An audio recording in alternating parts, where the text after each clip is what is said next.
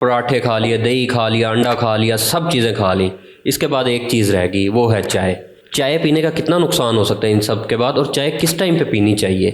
عموماً چائے کو لوگ پانی کا متبادل سمجھتے ہیں، اور سمجھتے ہیں کہ ایک تو چائے ہم نے پی لی تو سمجھے پانی کی بھی کمی پوری ہو جائے گی۔ بیسیکلی چائے یا کافی وہ آپ کھانے کے ساتھ لیتے ہیں تو اس کے کچھ نقصانات ہیں۔ ایک تو یہ کہ سب سے پہلے وہ آپ کو معدے کے مسائل پیدا کرتی ہے، ہاضمے کے مسائل پیدا کرتی ہے۔ اس کے علاوہ یورینیشن زیادہ ہوتی ہے، پیشاب بار بار آتا ہے۔ اچھا، یعنی آپ کے پانی کی جو کمی ہے اس کا سبب ایک آپ کی چائے کافی بھی ہو سکتی ہے۔ تو کوشش کریں چائے کافی کا استعمال لمیٹڈ کریں یا کم کریں۔ جتنا آپ زیادہ کریں گے معدے کے مسائل، الٹی متلی کیفیت، پیٹ بھارا پن، اپہارا سا ہو جانا، یہ چائے کی وجہ سے ہو سکتے ہیں۔ اس کے علاوہ چائے کے ساتھ آپ کے جسم میں جو دوسرا پرابلم آتا ہے وہ اس میں آئرن کی ایبزارپشن نہیں ہونے دیتی۔ کچھ لوگوں میں خون کی کمی بھی آ جاتی ہے، وہ بھی چائے کے زیادہ ایکسیسو یوز کی وجہ سے ہوتا ہے کہ آپ کی جو ڈائٹ میں آئرن تھا اس کو جذب نہیں ہونے دیتی ہے چائے، تو جس کی وجہ سے ان کو تھکاوٹ کا ہونا، سانس کا پھولنا، فٹیگ، ٹائرڈنس، وہ زیادہ اس کی وجہ سے بھی ہو سکتی ہے۔ تو چائے کا استعمال آپ سحری میں یا افطار میں کریں تو لمیٹڈ اماؤنٹ میں کریں، یا آپ سحری میں کریں تو کم مقدار میں کر لیں۔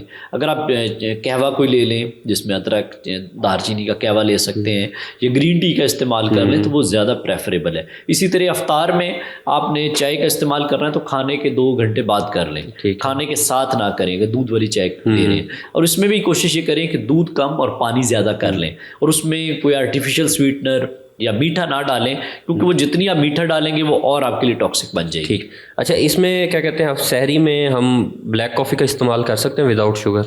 لمیٹڈ اماؤنٹ میں۔ اچھا، یہ بھی مسئلہ کرے گی؟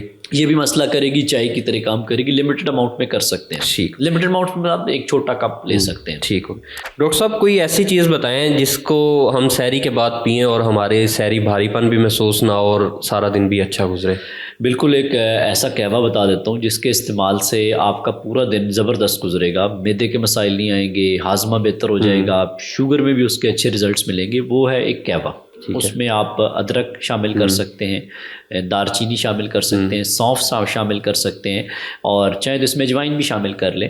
تو یہ قہوہ آپ ایک صبح سحری میں جب سحری کر لیں تو اس کے بعد ایک استعمال کریں گے تو اس سے آپ کے پیٹ کے جو گیس ٹربل ہے، یعنی کہ اپہارا ہے، الٹی متلی ڈکار والی کیفیت ہے، وہ کم ہو جائے گی، شوگر پہ بھی بہتر رزلٹس ملیں گے، اور پورا دن آپ کا ایکٹیو گزرے گا، جس سے آپ کی تھکاوٹ بھی دور ہوگی اور آپ کا روزہ بھی صحیح گزر جائے گا۔ سحری میں پراٹھے، حلوہ پوڑی، نان، ان کے کھانے کے کیا نقصان ہو سکتے ہیں؟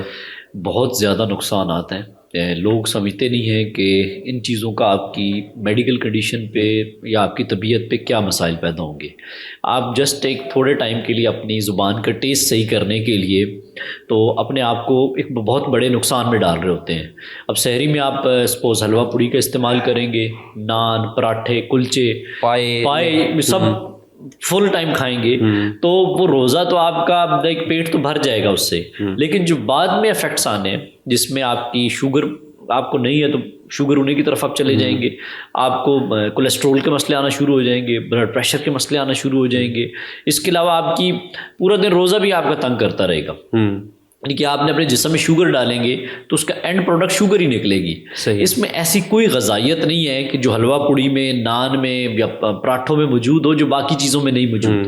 تو اس سے آپ کی جسم میں صرف کیلریز جا رہی ہیں، وہ بھی ایمٹی کیلریز ایک طرح سے، جو جسم کو کوئی فائدہ نہیں پہنچا رہی، صرف نقصان ہی دے رہی ہیں، جس سے آپ کی شوگر بڑھے گی، اور شوگر بڑھے گی تو وہ آپ کی انسولین ریزسٹنس کو بڑھائے گی، اور وہ پھر آپ کو مختلف طرح کی بیماریوں کا شکار کر دے گی۔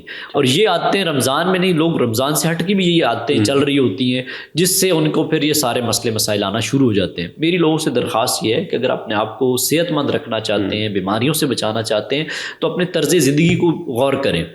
رمضان کے روزے بیسیکلی ہماری ٹریننگ کا نام ہے، ہماری بیسیکلی جسمانی بھی اور ذہنی بھی اور اسلامی طور پہ بھی ہماری ٹریننگ ہے تاکہ ہم پورا سال اچھا گزار سکیں۔ ہمارا ہوتا ہے کہ ہم نے اسی مہینے میں وہ چیزیں کھانی ہیں، دعوتیں ایسی کرنی ہیں، اور ایسے کھانے کھا کے اپنے آپ کو ایسی مشکلات میں ڈالنا ہے جو پھر پورا سال آپ ریکور نہیں کر پاتے۔